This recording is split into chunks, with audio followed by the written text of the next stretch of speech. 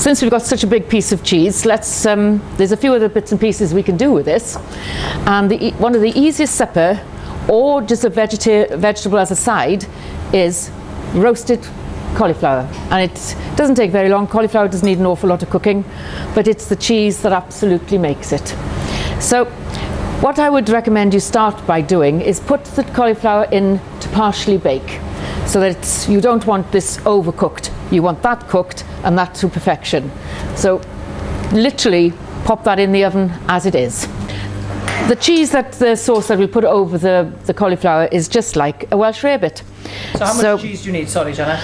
I would say for the size of that cauliflower, that will feed as a side vegetable about 8, but as a main course for a supper, 4. Cut them into quarters and it'll be ideal. Yeah. So we'll need quite a bit of cheese. You want this bit of protein to go with your veg, so we'll have that much.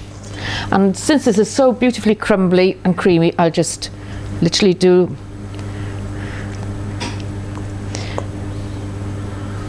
here we are.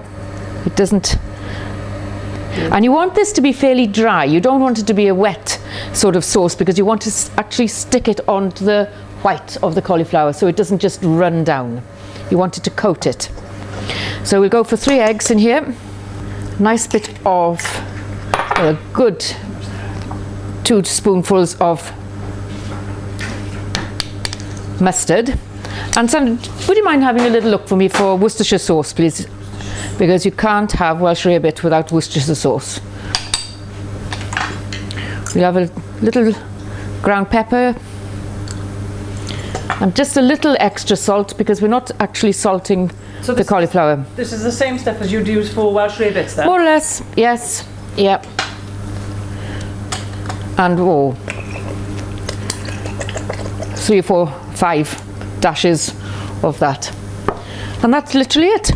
So we'll wait for the cauliflower to half bake, and then we'll put this mixture, I don't know if you can see it there, it's fairly dry, and then put it back into the oven to finish off. Half an hour, you should have a really lovely supper. Any particular temperature now the cauliflower should be in? If I'm doing it in the Aga, I like to think that it's fairly hot.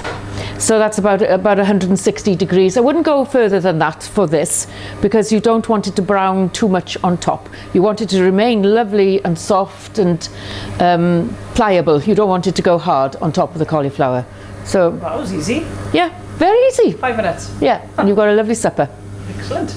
Right, here we go. Here we are. are. That looks fabulous. Absolutely good enough. Bubbling. Fork has gone in beautifully without it being over soft. And we'll come back to those, because there's still a lot of juices left in the bottom of that dish. But what a lovely centerpiece to put on the table in front of your family. So if you're doing it for supper,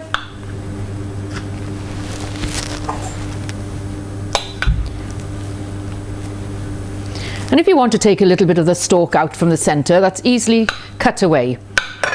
Cut it out. You don't need it to serve, but you need it to hold it together for cooking, so leave it in until this point.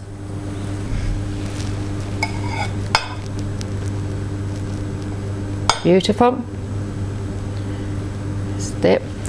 And then we'll just finish it off with a little bit of the sauce that's in here.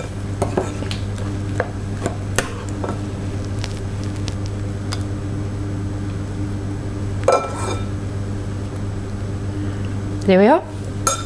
Lovely. Very simple supper again. Or you can have a nice piece of steak with that, or fish, or whatever. So how long did that take, roughly, again? I would say that took about 40 minutes from beginning to end.